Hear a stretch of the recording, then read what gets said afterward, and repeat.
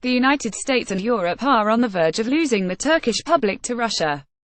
Since November 2016, when reports appeared of Turkey's decision to purchase S400 Triumph air defense systems from Russia, Moscow has been trying hard to win the hearts and minds of the Turkish people.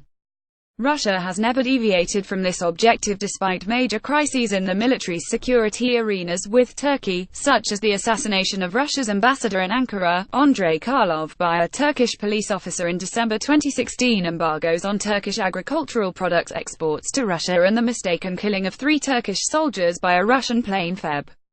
9 during Operation Euphrates Shield in Syria.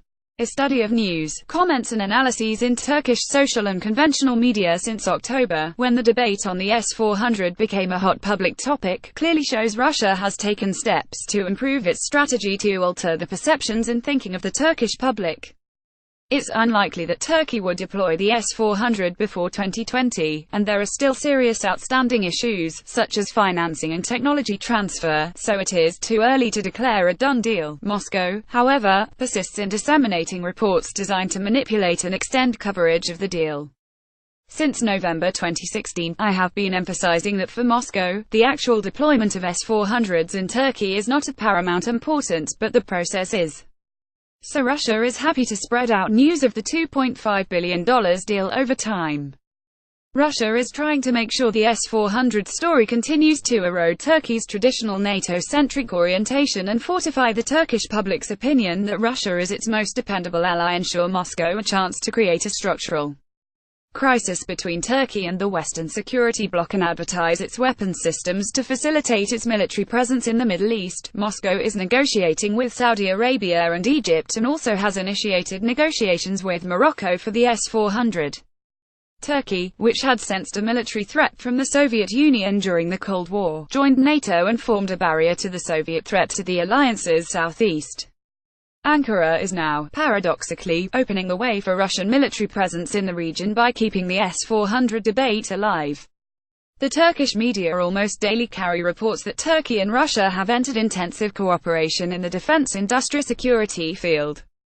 Just recently, there were many reports of Turkish aerospace industry signing a strategic cooperation and partnership memorandum of understanding with the Russian company Irkut at the Dubai Air Show, which took place November 12-16.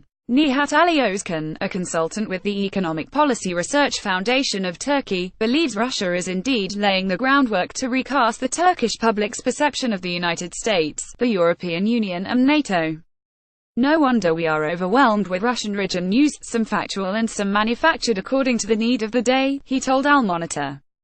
Putin's team is competent, not a bunch of pompous imbeciles, and under the management of a former intelligence man and with a wisely designed strategy, he added. Özkan, an academic and retired major with the Turkish Armed Forces, underlined that the West's contradictory policies and populist narratives against Turkey are also driving the Turkish public toward Russia. My personal opinions match those of Özkan and are backed by the results of a poll, Turkey's Foreign Policy Research on Public Perceptions, released by Kadir Has University in July.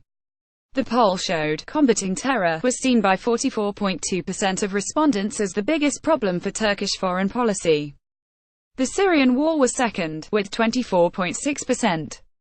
Moscow, which is aware of these two sensitivities, skilly paints the United States as the leading threat in terror and on Syria issues, while managing to keep a low profile in the media regarding its own relations with the Kurdistan Workers' Party and its supposed Syrian offshoot, the Democratic Union Party, both of which Turkey considers terrorist groups. In this annual poll, one striking finding was that the percentage of the Turkish public that perceives Russia as a threat dropped from 34.9% in 2016 to 18.5% in 2017.